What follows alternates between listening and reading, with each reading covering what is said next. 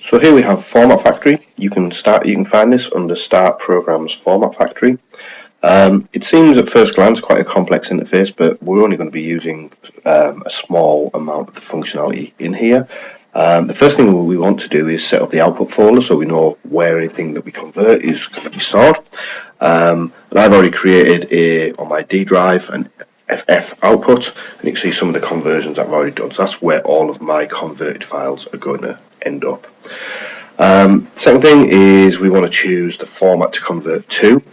This is the list of video formats in this area. We're going to choose MP4, but you can convert audio files and pictures. But as I say, we're going to concentrate on MP4 because that's what Luminosity can cope with.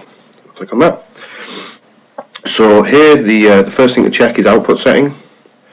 And here we can set the size and the quality, which will affect the appearance and the file size.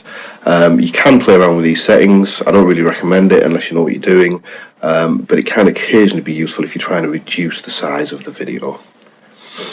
And we're now going to add a file. You can add a whole folder full of files if there's a number that you want to convert, but I'm just going to hit add file.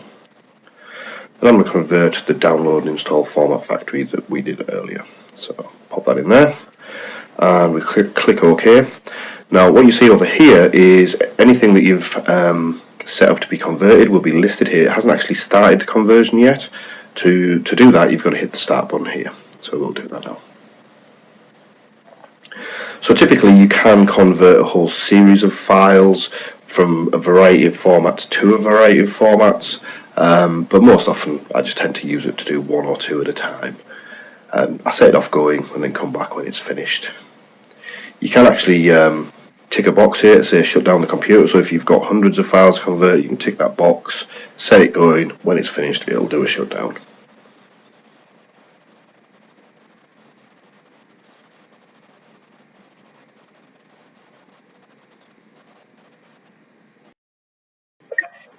So there we go, all done.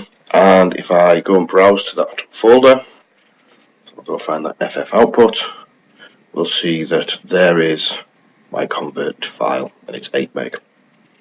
So quite simple really.